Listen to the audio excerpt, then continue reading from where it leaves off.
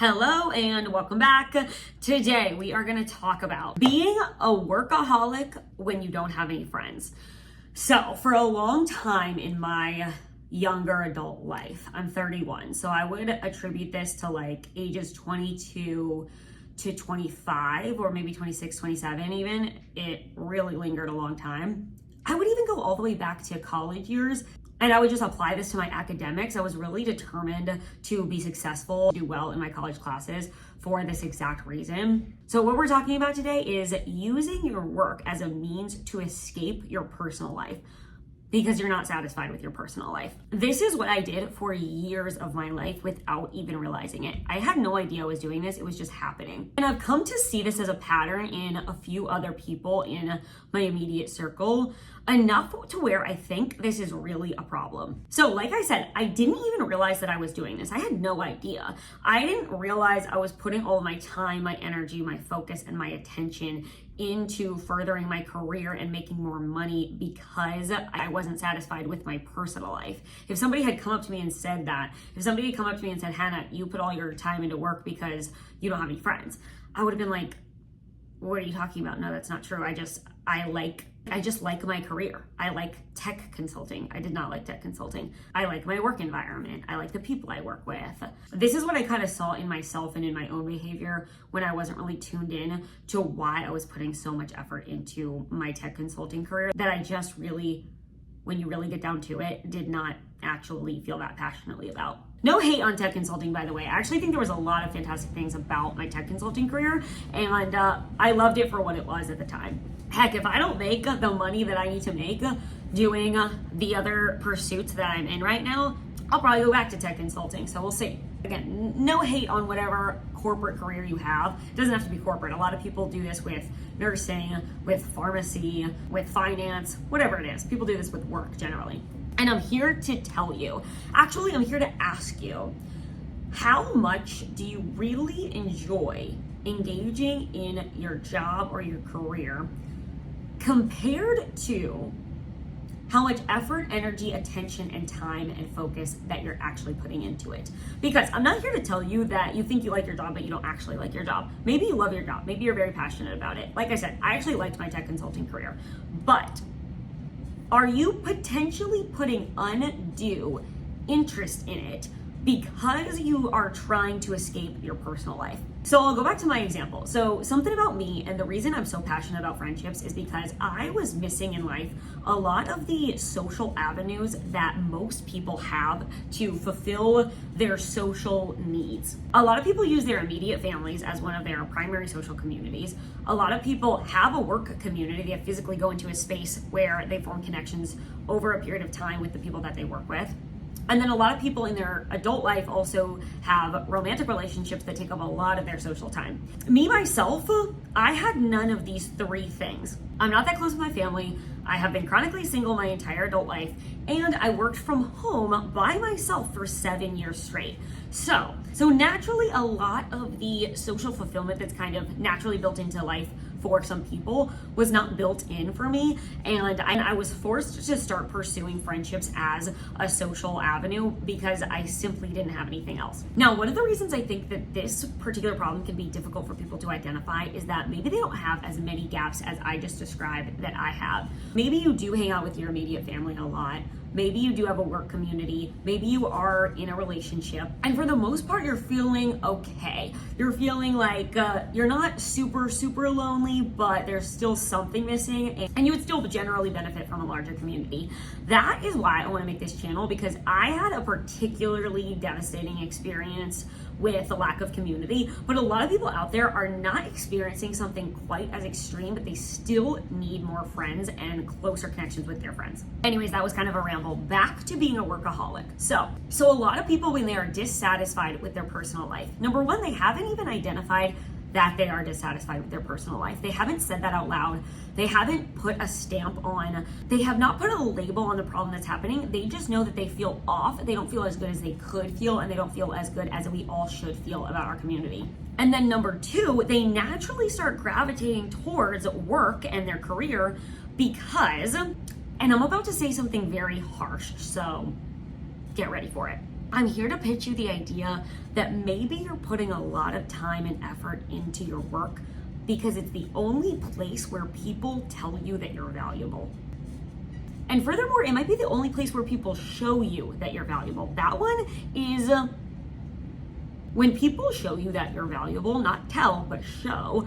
That is something that is attractive to everybody. Everybody wants to feel valuable. Everybody wants to feel like they're needed and they're wanted in a particular space or environment that they're in every space and environment that they're in. Everybody wants to be needed, heard, seen, and desired. And work is a natural environment where this kind of thing is going to happen because you're putting effort and energy into tasks that you might be very competent at and that other people are not willing to do. That's what work is. You do things that other people don't want to do. And because you're doing those things that other people don't want to do or don't know how to do, there are people surrounding you saying, oh wow, we really like this, we need more of this, and you translate that in your head as we need more of you. Because maybe you're doing a really good job and that's translating into things like getting more promotions, getting more money, getting raises, more people at work paying more attention to you, people of higher level positions or positions of power are paying attention to you and giving their time to you. And that's a social element in itself.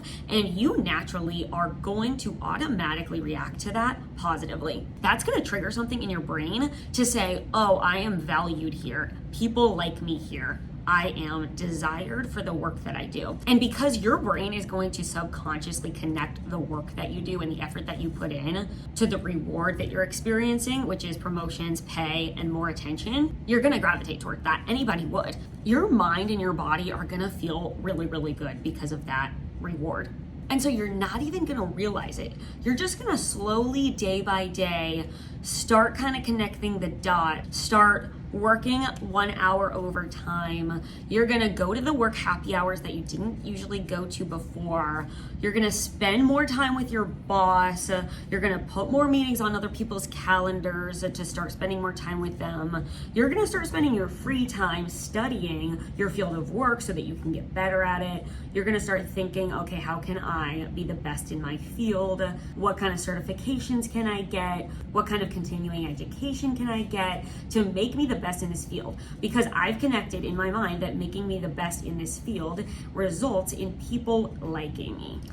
But what's really happening here is that you have a desire for people to find you valuable. I would be willing to bet that you actually wish people finding you valuable was not connected to your skills or your competency at all. You just wish people found you valuable. And maybe you're not finding that in the social world. Maybe in your family, you've got some toxic family dynamics, or maybe they're not even toxic, but they're just not great. A lot of people with families, I find, they find their family environment to be a very comfortable environment, but it's not necessarily an environment that makes them feel good or where they're getting everything out of the relationships that they truly desire. Maybe in your romantic relationship, there's some problems and you wish you felt more desired or more needed or more valued for the things that you bring to the table. So naturally, you just start gravitating towards work because so many people are telling you and showing you that you are valuable and that the things you do are needed and that the contributions that you bring are needed. So what I'm going to challenge you to think about here is, do you actually love spending your free time putting more energy towards your career?